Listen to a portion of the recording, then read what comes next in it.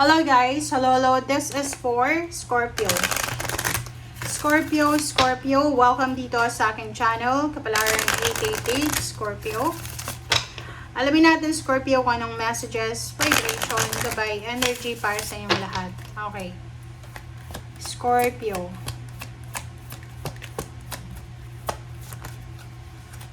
Okay, 2 cards. Nothing will come of this situation. Work through your fears. Okay. So, yung hahanapin nating message ngayon or reading is para sa New Moon in Aries. Ang New Moon in Aries ay napakalaking impact nito sa buhay nyo guys. Kasi this is a reset, this is a rebirth, or whatever man na magsisimula sa buhay mo. So, this one will start from April 17. Pero, ngayon pa lang na April 15, ramdam mo na to. Okay. Ano man yon na iniisip mo sa ngayon, ano man yan na pinaplano mo sa ngayon, hindi yan mangyayari. Walang mangyayari. So kung, halimbawa, kung masama yung balak natin, meron tayong binabalak na masama or hindi maganda sa ibang tao, wag mo nang gawin yan kasi babalik yan sa'yo.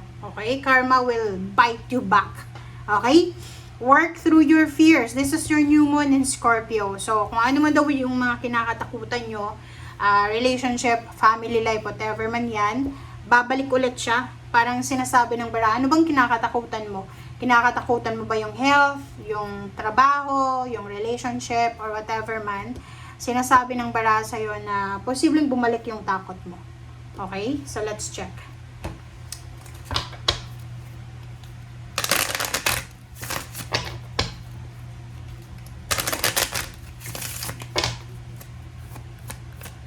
Scorpio.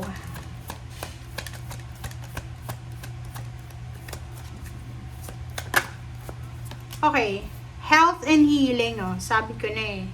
So, maybe yun. Maybe, meron kang sakit. Meron ka bang sakit? Or meron kang nararamdaman sa past?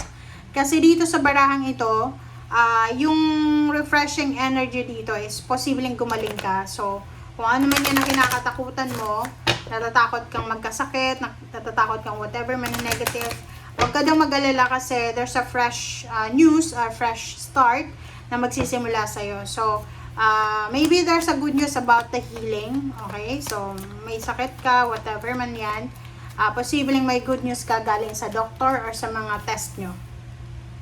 Confirmation siya.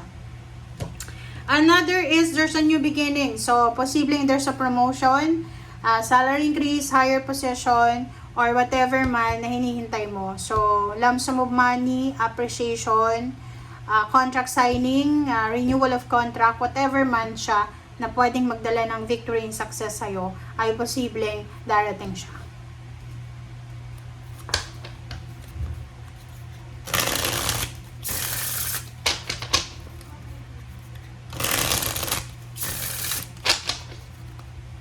Okay. 8 of Wands. Wow. The Emperor. Death card. And the Empress. So, kung makikita mo dito, 8 of Wands, sinasabi ng bara sa'yo dito na isang napakabilis na balita, decision, ang posibleng darating sa'yo, confirmation, napakabilis na offer, like ganon, ang posibleng darating sa'yo. Sinasabi ng bara sa'yo dito, nandito yung Empress and the Emperor, nasa gitna yung death. So, kung ano man yan na kinakatakutan mo, ay hindi yan mangyayari. Okay? Lalo na sa health, kung yun, pwedeng you are worried about your health, nagpa-check up ka, tapos gawa sa'yo ng doctor yung mga tawag dito, blood test, CBC or whatever man, sinasabi ng barahan na pwedeng takot ka. Takot ka sa result, takot ka sa sasabihin ng doctor. So, like for example, kahit may nararamdaman ka, hindi ka nagpapatingin kasi natatakot ka sa sasabihin sa'yo. So, eto, sinasabi ng bara, huwag kang matakot. Huwag kang matakot kasi kung ano man yan na kinakatakutan mo ay matatapos na yan. There's a positive news coming na magsisimula sa'yo, okay? And this one will give you fresh new beginnings kasi impressed to eh. Fresh new beginnings, stability. So, another, pwedeng may baby dito ay. Pwedeng there's a pregnancy. It's either unexpected or expected pregnancy. Friendship, collaboration, new love life. there's a healing sa health or relationship. Okay, ano pa ba?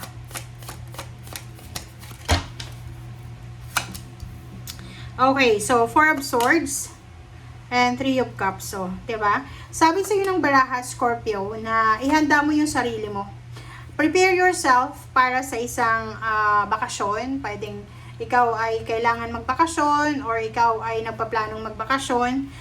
Prepare yourself also for the celebration. There's an incoming celebration. I don't know kung ano yung mangyayari ngayong April, May, June, July, August, September, October, November, December.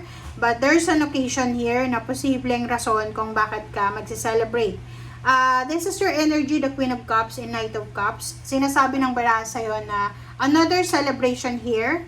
Okay? Another celebration is, if you are single, looking for a relationship, ang magandang mangyayari sa'yo dito is there's a new love life coming. So, may mag-offer sa'yo ng love life, or maybe may mag-offer sa'yo ng tulong, that this is emotional or financial help. There's someone here na pwedeng magbibigay sa'yo ng mga advices or whatever, mga kuro-kuro man siya. Okay? So, let's check. Alright. Sa ilalim mo dito, 6 of Cups. So, yun. This is a confirmation about the 4 Swords and 3 of Swords na posibleng ikaw ay magbabakasyon. Magbabalik probinsya, babalik Pilipinas, babalik ka sa dati mong trabaho, or kung saan ka man babalik. Okay, next is the High Priestess. High Priestess, this is your energy eh. So, sinasabi ng baraha sa'yo dito na makinig ka sa sinasabi ng iyong intuition. Kung ano yung binubulong ng intuition mo, kailangan mo siyang sundin. And wag na wag kang matatakot.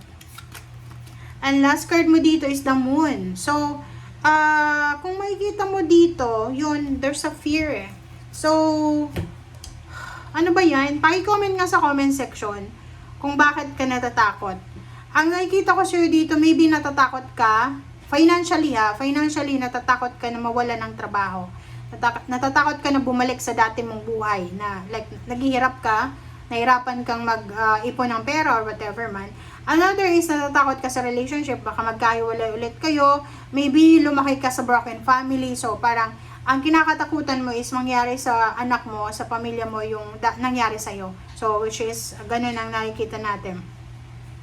And yung iba sa inyo dito, this is all about health. So, like may sakit ka, gumaling ka na, and then natatakot ka na bumalik ulit yung sakit. Yung parang magre-recur siya.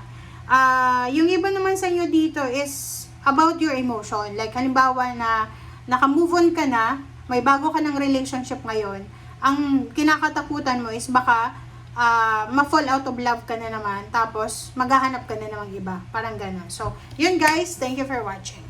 Bye!